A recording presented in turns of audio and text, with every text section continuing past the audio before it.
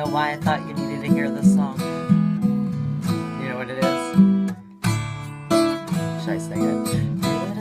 Sweet symphony, this life.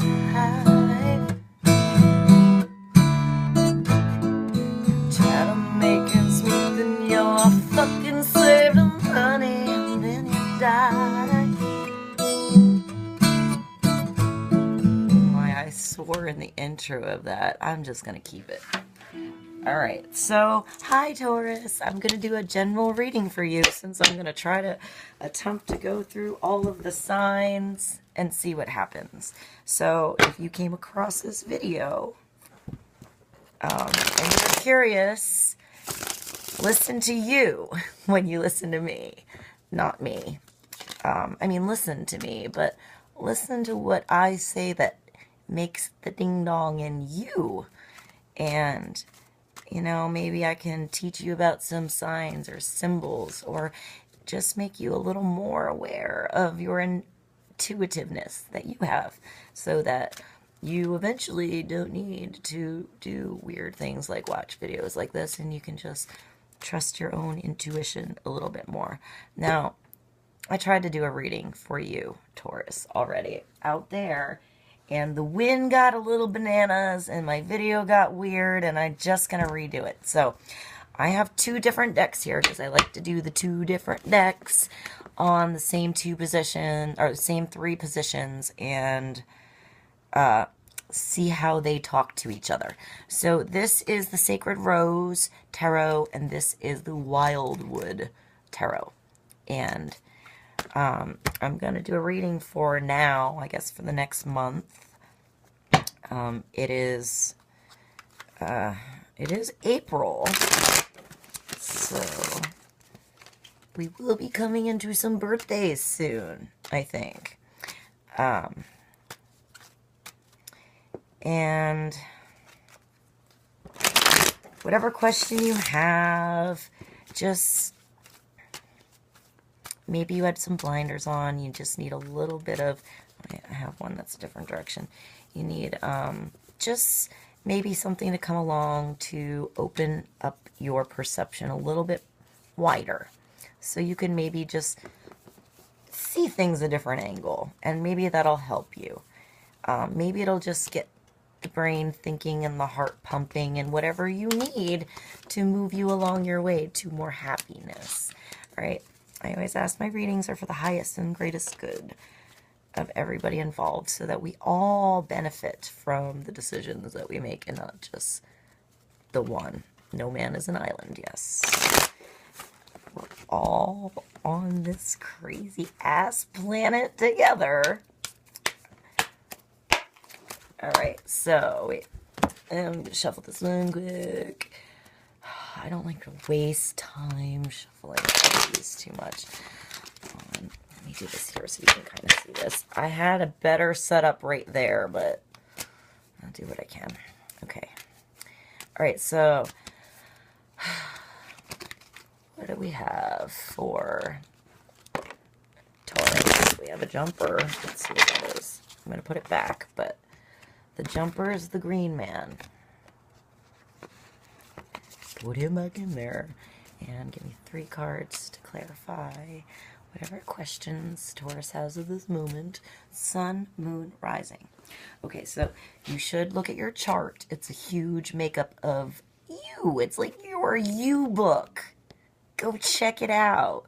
It used to be only available for kings and royalty, but we can go on our phones and our internet and find that stuff out now. So look at your whole makeup. I know it's not the general sun, whatever, that's general. That's bullshit if you want to go there. Dig deeper. Alright? Look at the aspects. There's a lot of things that are very calculatory in there. A lot of numbers and a lot of left brain stuff and figuring out patterns. And Tauruses are good with that kind of stuff. That, like, physically seeing patterns, and you're good at creating money and abundance. So create the abundance with the you and know who you are. I feel like I should sit. I feel like I'm more on your level now. All right. So give me 3 cards for Taurus. Highest, greatest good. Have everybody involved. What does God want you to know? What does your angelic beings of love and light, your guides, angels, what do they want you to know? Highest, greatest good of everyone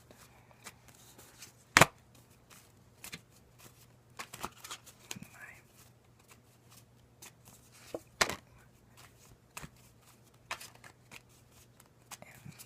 3, and at the bottom of the deck, you got a good card, Taurus. This is like the soulmate, twin flame, perfect, equal, balanced, eye level. It's good it came down to your level. That was very good. Nice synchronicity.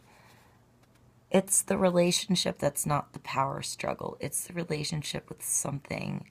Now, this can be work. This could be love.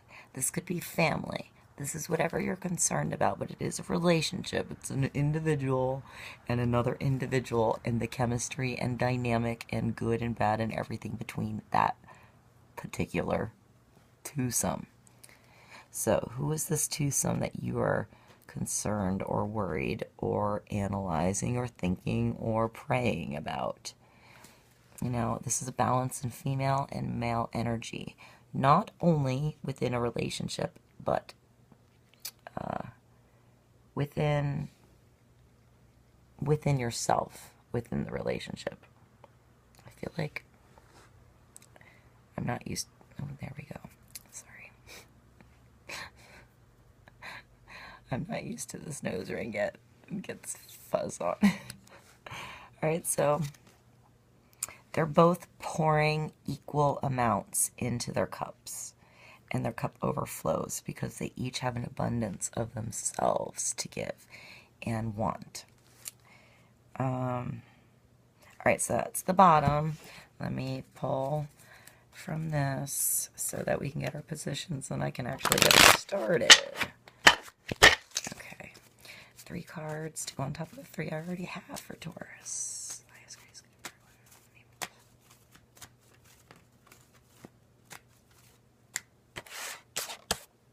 I still have these down. I don't know what they are yet.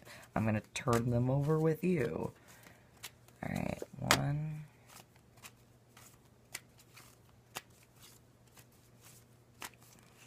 2, and 3. And then at the bottom, oh, you have the Lovers. Look at you, Taurus. It looks like you're going to have a sexy month ahead of you. Look at this. Now, this is a decision, but this card shows that both people are probably making the same decision.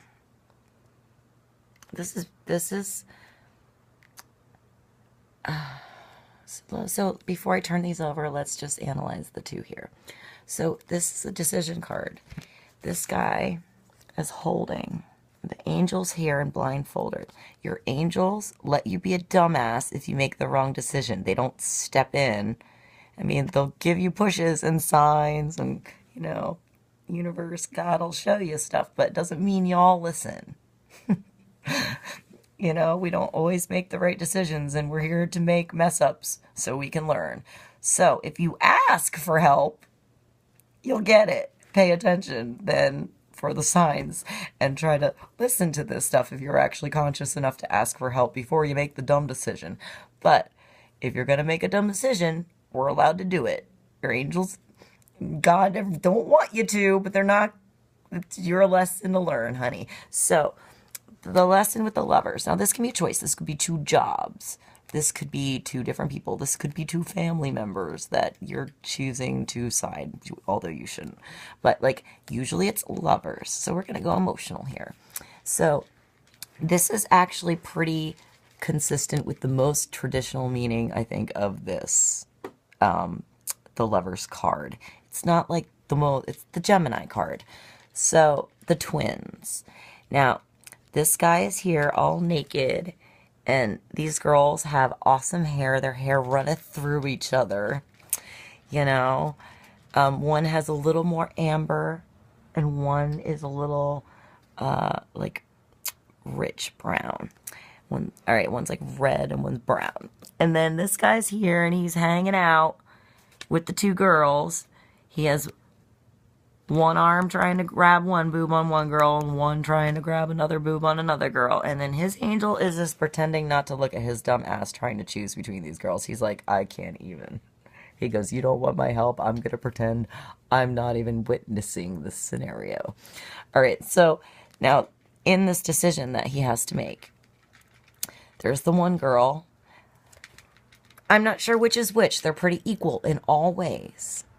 From the outside, they look like they're pretty equal. They're pretty both hot and got their shit together and have their own things. But the one is like that tried true path that you thought you had to go, that everyone tells you have to go. It's the way to go. The marriage that had the girl that has the perfect background. You know, she comes from the perfect family. She offers you the perfect thing. It's like all on paper, blah, blah, blah. And then the other one's kind of like the wild card girl. And they're just, you know, these are parables. So you have the one path that's like your society, what everyone tells you is the right way to go. And you can go that way, and you'll probably have a lot of lessons you'll learn, and it'll take you a lot longer, and you'll figure out in the end you should have done what made you tick. So the wild card one, although she seems just as in shape as the other hot girl next to her, she's a little more mysterious. And you don't quite know, she's a little more unpredictable of the two. So not like this, she's a little more the gamble. But the gamble ends up catapulting your heart in the right direction in the end, because that's the spiritual path. So maybe you're making a choice that feels a little bit like a gamble, but you've got to trust your heart in this situation. And if you look at the base of the other deck, it looks like the other person is probably trusting their heart and doing the same thing, because this is pure equality, give and take. This is beautiful. It's like the twin flame. They both have the same burning heart. It's the same fuel in the fire of both of their heart that drives them, although they stand solid on the ground separately. You've got the steed and the horse, which are friends, and they're actually a balanced mix of animals. Like, I don't know if the steed is quite like the goat, but it looks, at least in, like, you can look at, like, the horse and the goat in Chinese astrology, and they get along.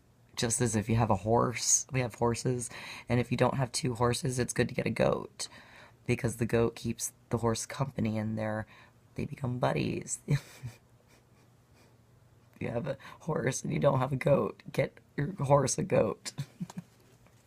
All right, so before this shuts off, so you know what cards I have, because I'm going to have to move part 2.